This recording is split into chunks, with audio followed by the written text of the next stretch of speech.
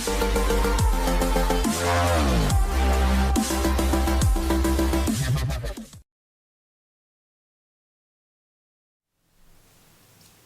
afternoon, everybody. Colin here with Techout, and today we're going to be looking at the OnePlus Nord N20, and this is a budget device, but it gives you some pretty good specs and pretty good performance for the $282 that it cost. Going to get the cost right out there up front, $282. Right now, this phone is exclusive to T-Mobile, but it is supposed to be coming to Amazon, Best Buy, and the OnePlus website. So hopefully that does come out very soon for those of you not on T-Mobile. This is a 5G device. It does support T-Mobile's 5G ultra capacity network. So very, very good data speeds. It has a Snapdragon 695 5G processor, 6 gigabytes of RAM, and it has a 60 Hz OLED panel with in-display fingerprint sensor that works very well. So you're not getting that 120 Hz that you would on a flagship device, but for them to bump it down to 60 Hz and give you an OLED, I think is a very good compromise, especially for under $300. Now, this device is plastic on the back, but it does not feel cheap. It's got some good weight to it, not too heavy, not too light, and the plastic back is a kind of like frosted matte finish. It is a kind of a blue two-tone, depending on how you hold it in the light. So it looks very nice. It looks like a premium device. We do have 3 cameras. We have 2 6 megapixels and a 64 megapixel main shooter with the flash right there. And this phone does take really good pictures for, again, $282. Almost, I couldn't really tell the difference. I really don't take too many pictures with a smartphone other than like something to, if I need to show somebody something and I'm just going to text it to them. But I was actually surprised at the camera quality and the focus when I was taking an up-close picture of a Mountain Dew bottle. It was very clear. We do have a stereo speaker right here. No dual speakers, so there's no earpiece speaker for like videos and stuff like that. So you just have the one speaker down here. We have a USB-C and headphone jack right here, so you do get a headphone jack.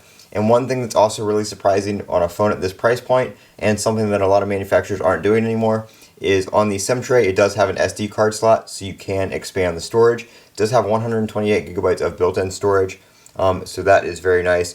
As far as Oxygen OS, we are running Oxygen OS 11 on Android 11, and this phone should get one update to Android 12 and Oxygen OS 12. Now, a lot of people right now prefer Android 12, or Android 11, so you're not really losing out much there. It's actually performing a little bit better than what people are saying Oxygen OS does on the newer flagship phones. It's running Oxygen OS 12. So you get most of your features for the OnePlus here. You have your ambient display. Now, the only thing on the ambient display is it only shows the clock. It does not show notifications or anything like that for some reason. Hopefully they fix that in a software update. I'm not too sure why they would limit that. We do have your personalizations here, so you can change your icons. We do have the oxygen and hydrogen icon pack, and you can use custom icon packs from the Play Store as well. You can change your fingerprint sensor animation right here. Your wallpaper right here, you just have your default OnePlus wallpapers. And you can change your font and your notifications, your icon style. So you can customize all that kind of stuff just like you can on the other devices. You're not losing anything there. The display, you have your auto brightness. You can do dark mode, obviously. All that kind of stuff is there. Customize your color mode. In the more section, you have the screen display. And you can cover the camera if you want to with certain apps. You can choose those apps here, right there. So if you want to change how that displays, you can do that. All that is in there. You can wake the screen for notifications, but it does not show up on the ambient display. You have all your notification customization and stuff like that you would expect in Oxygen OS 11. Battery on this device has been very, very, very good. I've been using it screen on, unplugged, 1 hour and 2 minutes, and we're at 92%. So battery life on this device is amazing. Standby time is amazing. I would unplug this device about 12 in the afternoon, get home about 11 o'clock, 12 o'clock at night, and still have about 80% left after standby on 5G without smart 5G enabled. So 5G was on all the time inside a building, and that was with some device usage. So I've never really had this phone after all day's use below 60%. So the 4,500 milliamp hour battery with this Snapdragon 695 is an absolute beast. Very, very, very good battery life. Highly recommend. There is no wireless charging, but you do get the SuperVOOC 33 watt fast charging which will charge this phone very quickly. I want to say it's about 30 minutes, and you can have it topped off to a very good amount, if not 100%, depending on how much you are using it. So again, this right now is a T-Mobile exclusive. I will link it down in the description when the links are available for Amazon or Best Buy.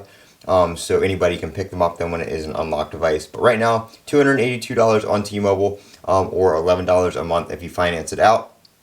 If you do add a line right now on T-Mobile, I believe you can get this device for free. So if you're looking for a good phone for a kid, teenager, something like that, first phone, I would say this device is absolutely perfect for that. It's a very good performing device. Apps run great.